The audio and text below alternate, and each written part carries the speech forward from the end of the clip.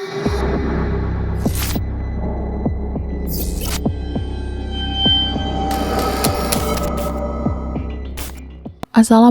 warahmatullahi wabarakatuh. Jumpa bersama saya Haza di channel Untung Ditonton.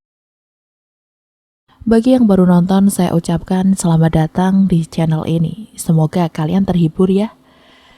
Dan semoga kita semua senantiasa diberi kesehatan dan dimudahkan dalam segala urusan.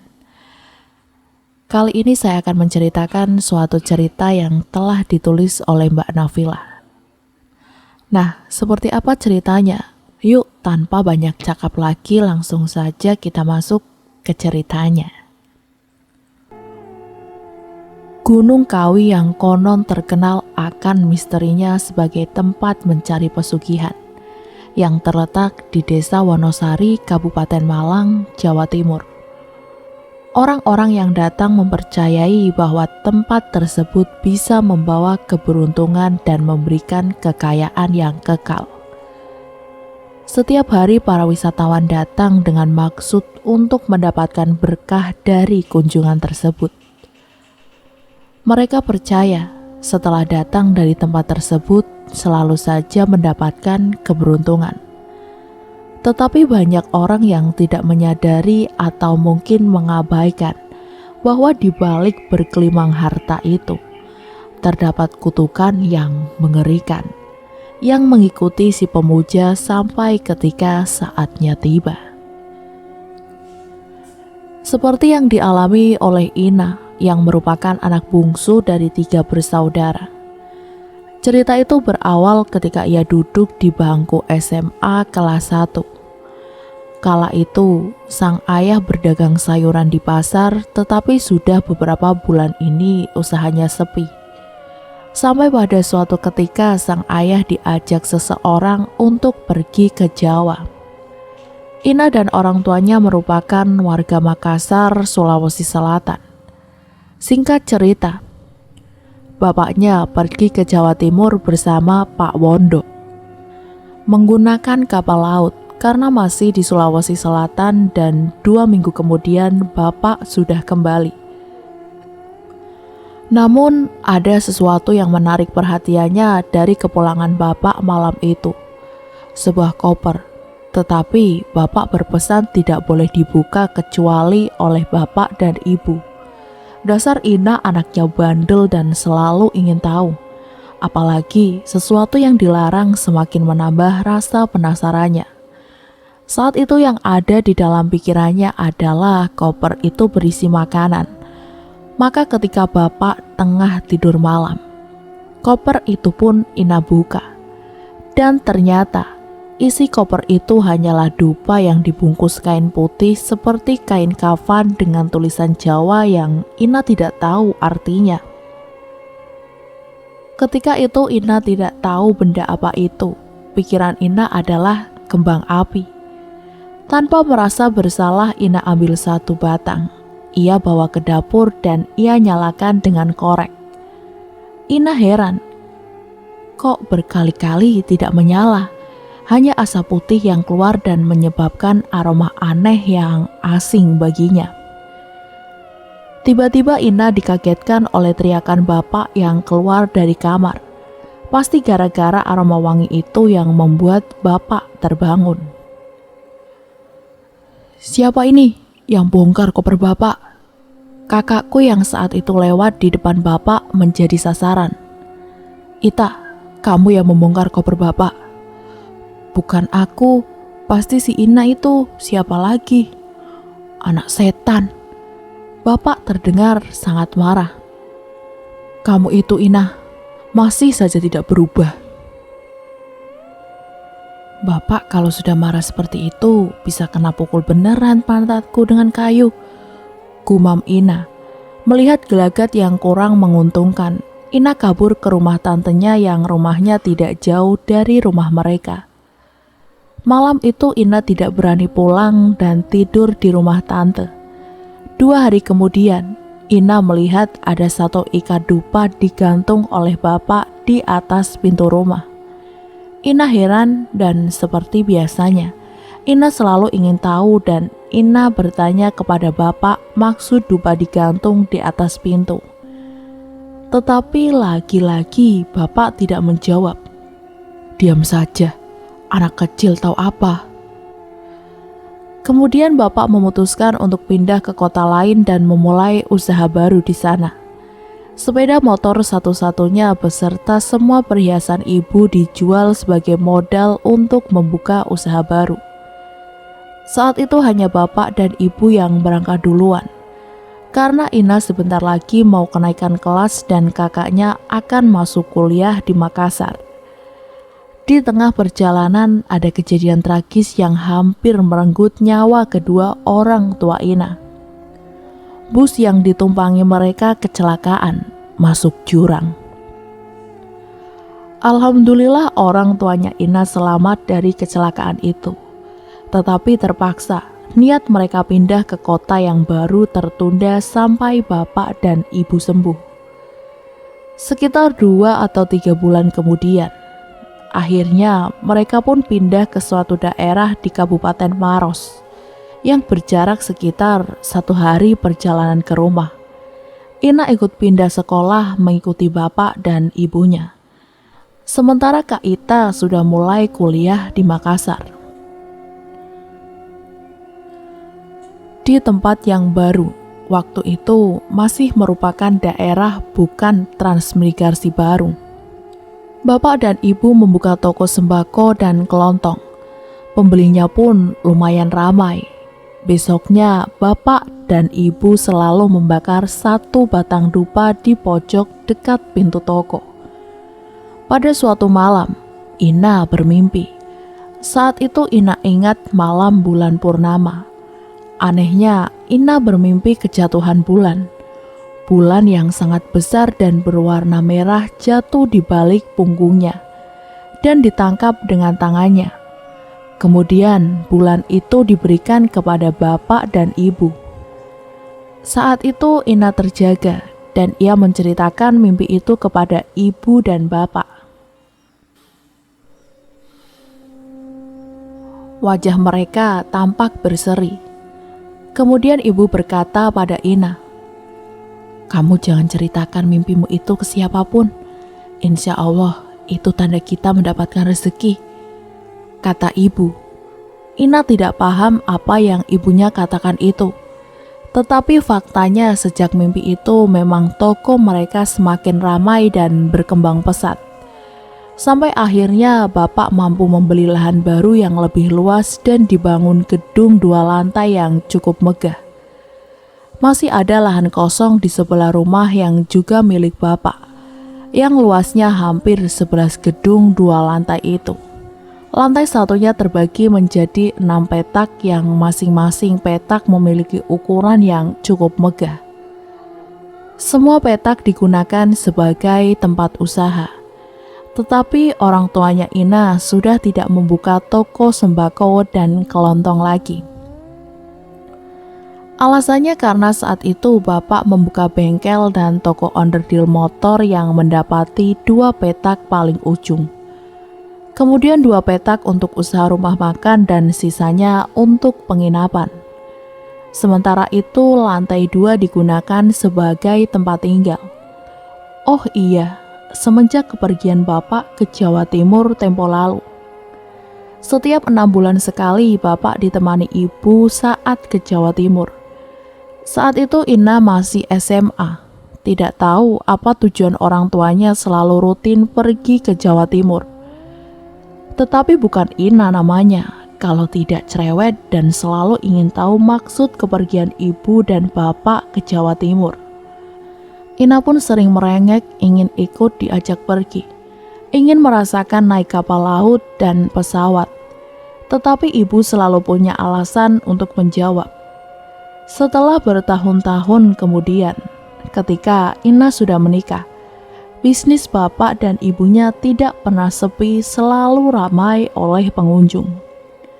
Ketika usaha yang dijalankan yaitu bengkel dan toko onderdil motor, rumah makan serta penginapan selalu memenuhi pundi-pundi harta mereka. jika pengunjung dan pembeli berkurang atau pendapatan menurun hari itu, maka besoknya pasti bapak atau ibunya akan membakar dupa. Kadang-kadang juga Ina yang disuruh membakar satu batang dupa, yang nantinya diletakkan di sudut samping pintu rolling door toko. Pengunjung dan pembeli pun akan penuh dan ramai kembali. Pokoknya, kalau pengunjung berkurang, bakar saja dupa itu. Itu yang selalu dikatakan bapak jika Ina banyak bertanya dan selalu ingin tahu alasan membakar dupa. Terus terang, kadang-kadang Ina merasa heran kenapa uang ibu dan bapak sangat banyak, seakan tidak ada habisnya. Ibu selalu memberikan apapun yang anak-anaknya mau. Mereka benar-benar hidup berkecukupan, bahkan bergelimang harta. Ibu dan bapaknya yang selalu rutin pergi ke Jawa Timur. Setiap 6 bulan sekali, mereka masih belum mau terbuka. Alasan mereka pergi ke Jawa Timur.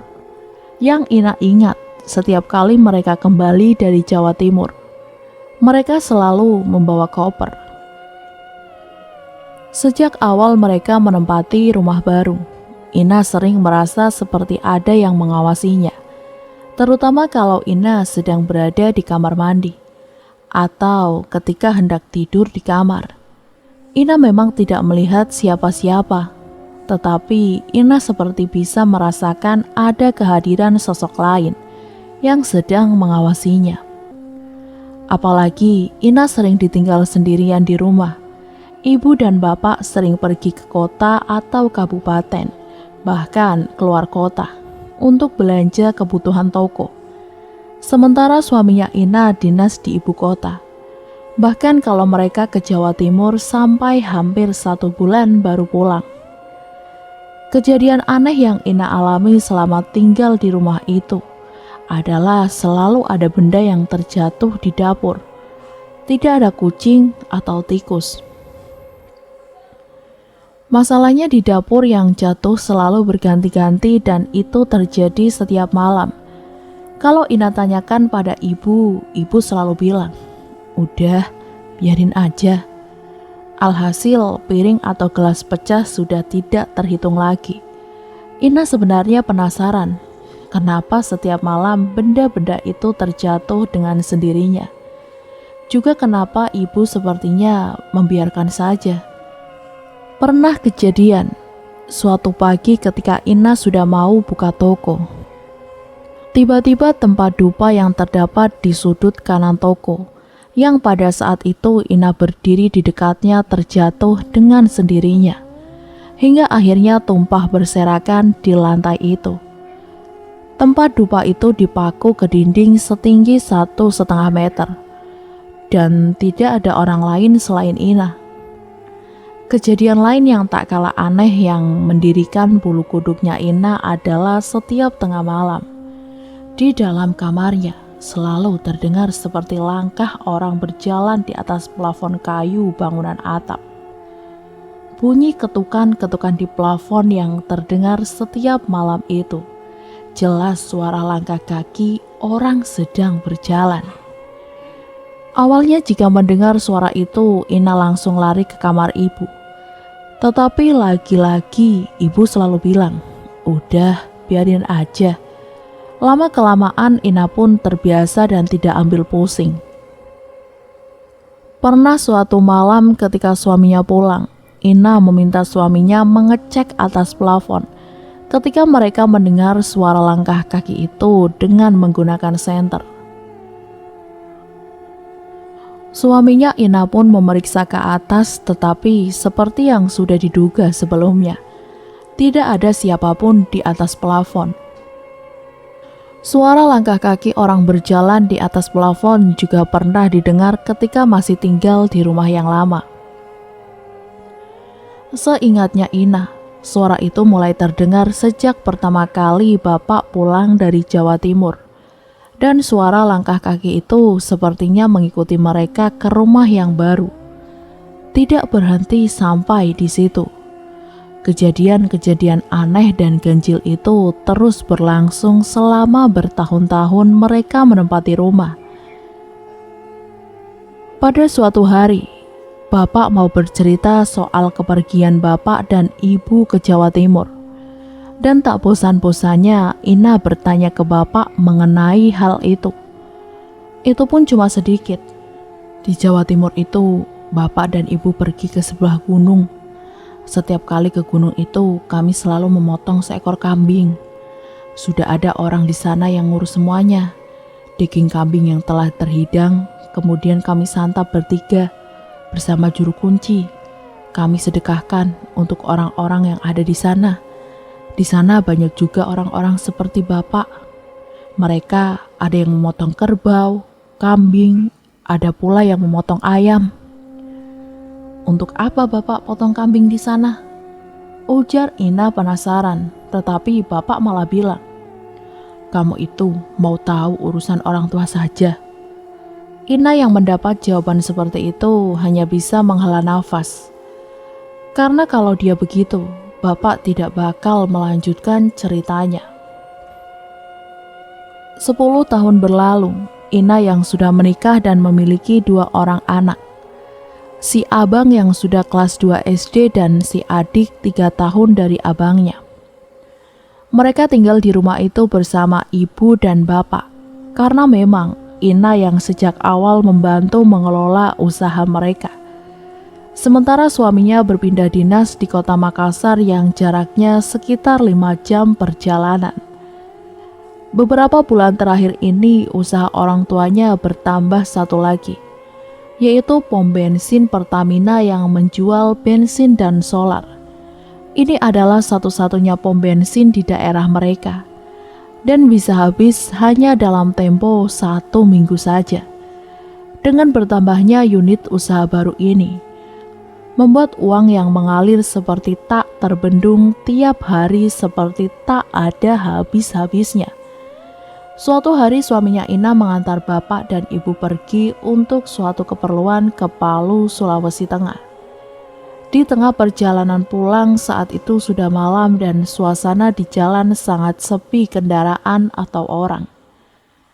Di sepanjang jalan yang mereka lewati ketika mobil melewati depan kuburan, sekitar 3 km dari rumah.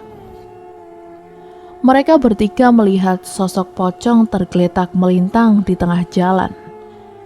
Mereka akhirnya melewati dengan mengambil jalan agak ke pinggir untuk menghindari sosok itu.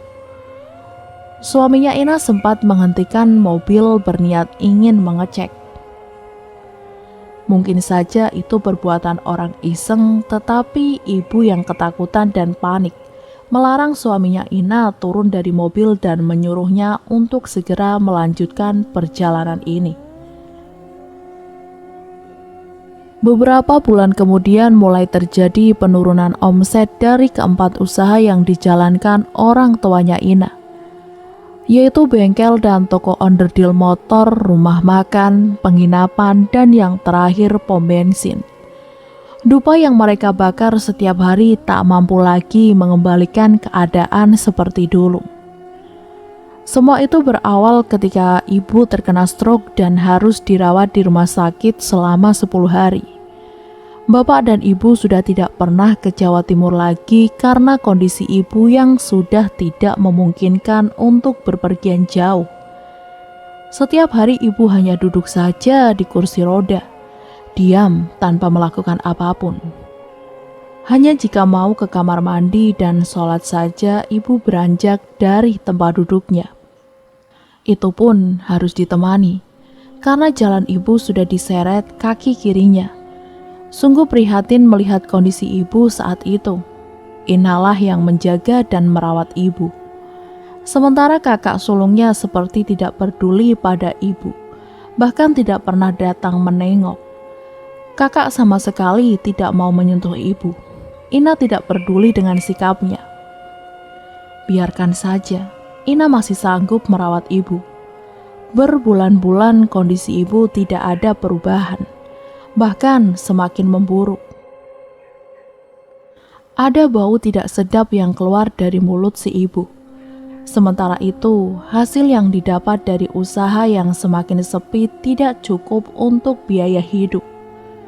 Suami Kak Ita yang hanya bekerja serabutan tidak bisa diandalkan. Oleh karena itu, Ina dan suaminya yang banyak menyokong semua kebutuhan ibu dan bapak. Suatu hari bapak mendatangi Ina dan menceritakan semua padanya. Dan dari situlah Ina baru sadar bahwa selama ini orang tuanya melakukan ritual pesugihan di Gunung Kawi. Selama ini Ina tahu mereka hanya bilang ada urusan di Jawa Timur. Itu saja. Tetapi yang buat Ina terkejut saat itu, bapak menawari Ina untuk melanjutkan ritual pesugihan. Karena ibu sudah tidak mampu melakukannya. Kata bapak, selama ini ibu yang lebih dominan dalam melakukan itu. Bapak hanya mendampingi, sehingga bapak tidak bisa menggantikan posisi ibu. Menurut juru kunci yang selalu mendampingi ritual bapak dan ibu di sana, yang bisa menggantikan posisi ibu hanyalah darah dagingnya harus anak kandungnya. Bapaknya mau kalau Ina yang menggantikan posisi ibu. Bagaimana tidak, sejak awal ibu dan bapak tidak pernah melibatkan kakaknya itu dalam semua urusan bisnis, baik yang tampak nyata maupun yang bersifat magis.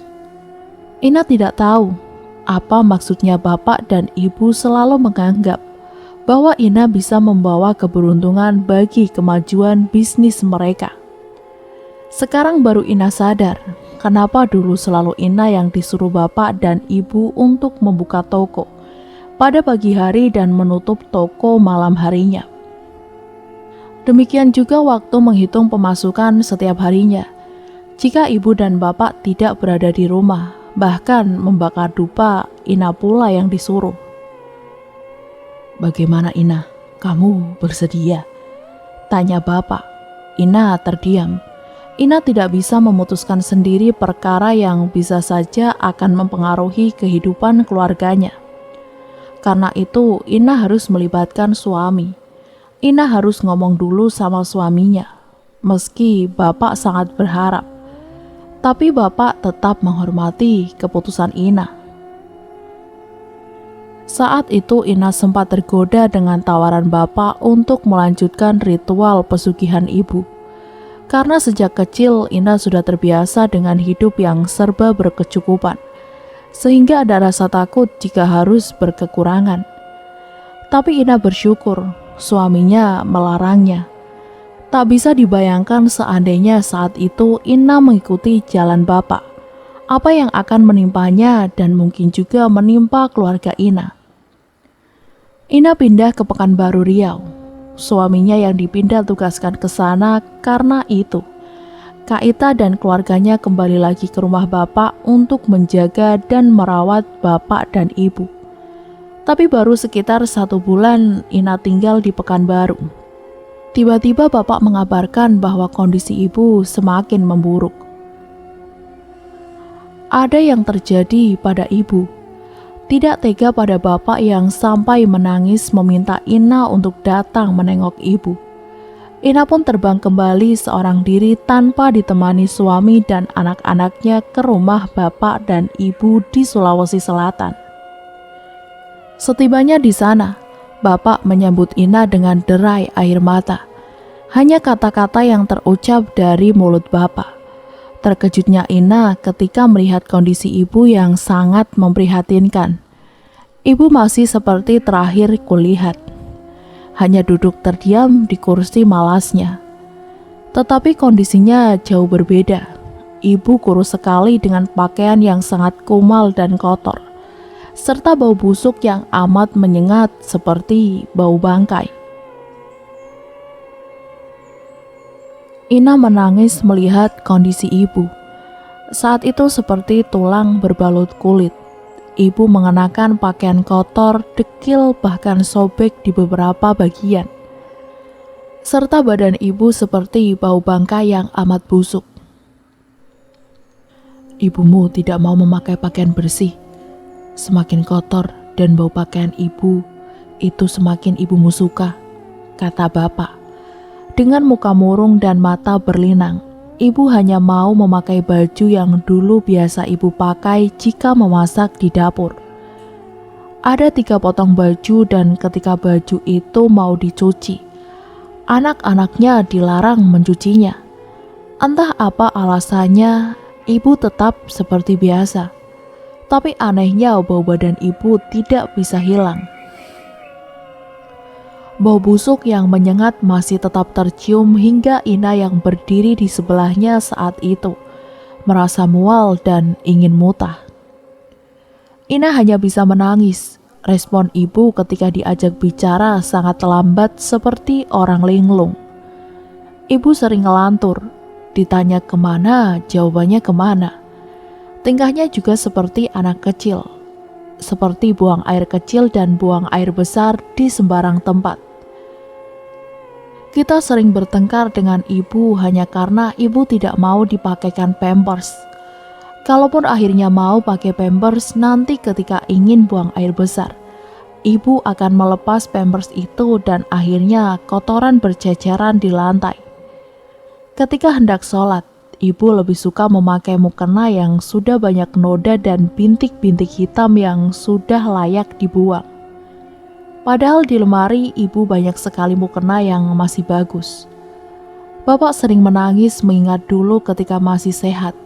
Ibu selalu memperhatikan penampilannya, yang membuat Ina tercekat ketika melihat ibu sholat membelakangi kiblat.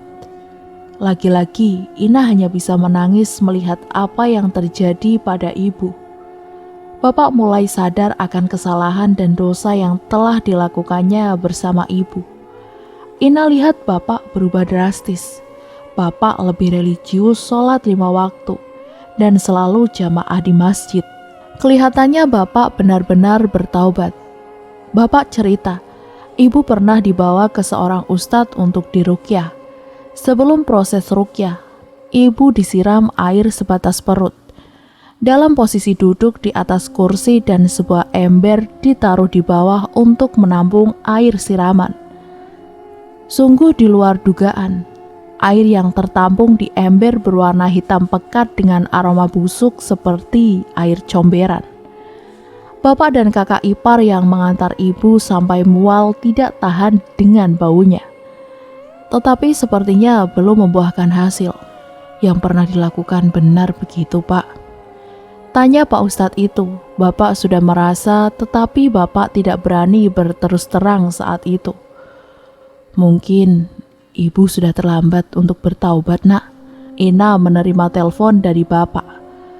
Waktu itu Ina sudah kembali ke Pekanbaru dan kabar yang bapak sampaikan sontak membuat Ina kaget.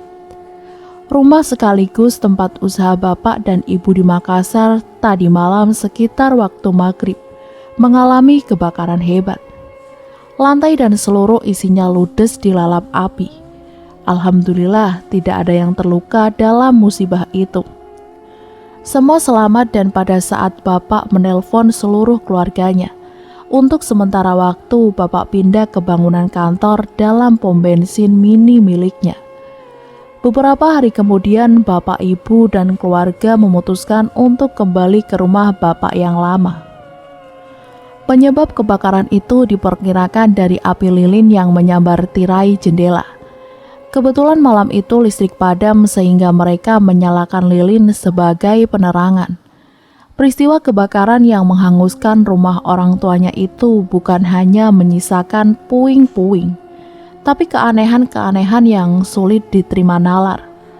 Seperti yang diceritakan, kebakaran malam itu terjadi sangat cepat untuk sebuah bangunan besar 2 lantai. Hanya dalam waktu yang relatif singkat. Kurang dari 2 jam rumah dan toko itu terbakar habis. Tetangga dan orang-orang turut membantu memadamkan dengan ember dan peralatan seadanya. Ina hanya bisa tertegun. Damkar yang baru datang 1 jam setelah kebakaran hanya bisa menyiram sisa-sisa puing yang masih membara.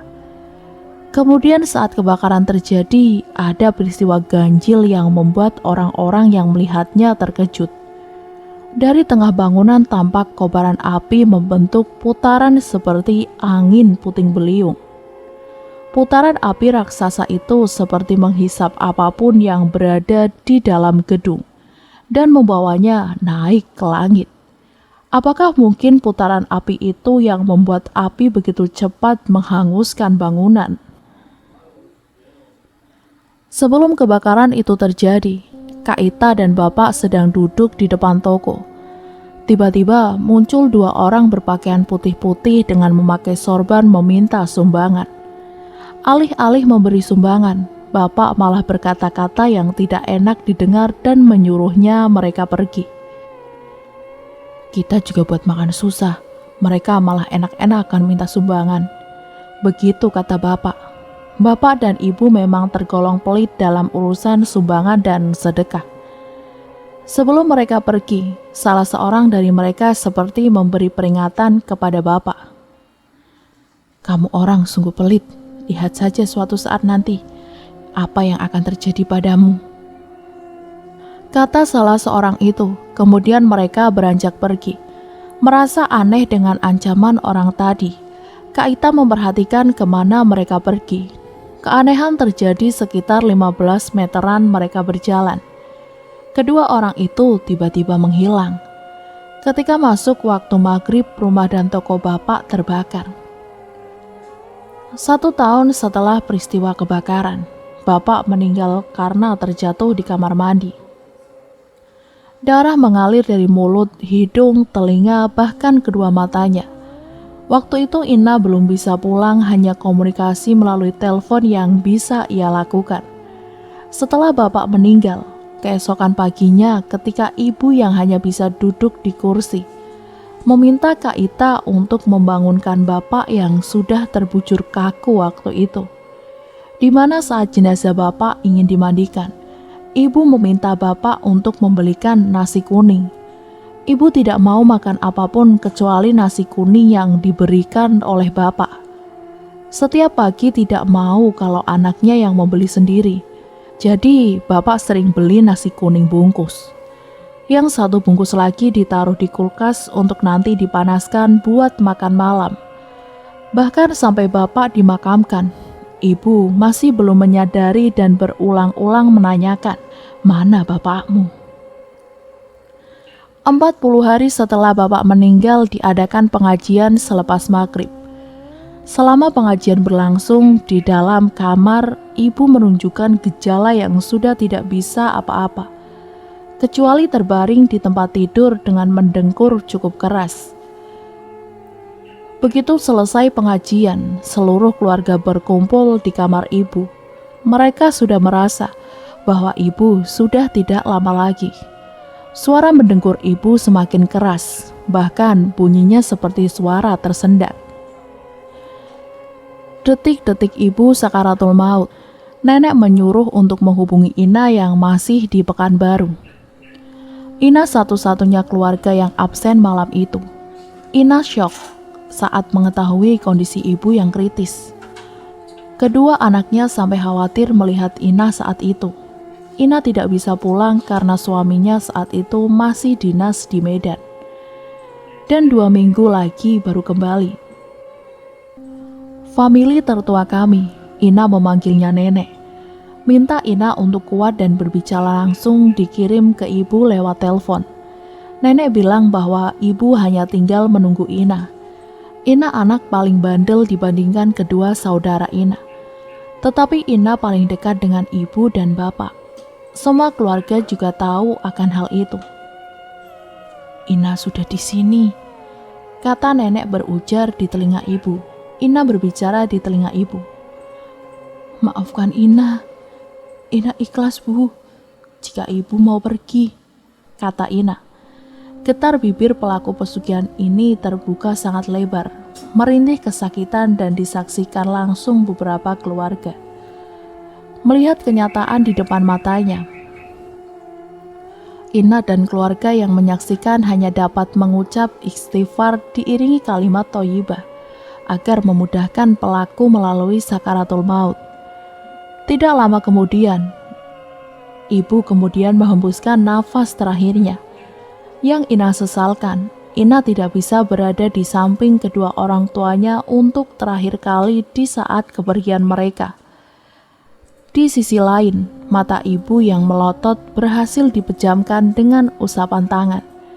Tetapi tidak demikian dengan mulut ibu yang terbuka lebar, yang terpaksa harus diikat untuk membuat mulut ibu mengatup. Genap 40 hari setelah kepergian bapak, ibu akhirnya menyusul bapak menemui sang khalik. Beberapa minggu kemudian, Ina baru bisa pulang ke Sulawesi sendiri tanpa ditemani suami dan anak. Ina hanya bisa melihat pusara ibu dan bapak dengan berlinang air mata. Hanya doa yang bisa dipanjatkan untuk mereka berdua. Kesalahan apapun yang telah mereka lakukan di masa lalu mereka tetaplah orang tuanya. Sementara harta benda yang orang tuanya miliki sekarang sudah hancur. Semua usahanya bangkrut karena sudah tak ada lagi yang melakukan ritual pesugihan itu. Dan demikianlah akhir dari cerita ini. Semoga dari cerita ini kita bisa mengambil hikmah dan pelajaran yang baiknya. Dan jangan lupa untuk like, komen, dan subscribe, serta nyalakan tombol lonceng notifikasinya agar kalian mendapatkan notifikasi jika kami mengupload video terbaru yang tentunya dari channel ini. Apabila terdapat salah-salah kata maupun artikulasi yang kurang jelas, saya mohon maaf yang sebanyak-banyaknya. Terima kasih dan wassalamualaikum warahmatullahi wabarakatuh.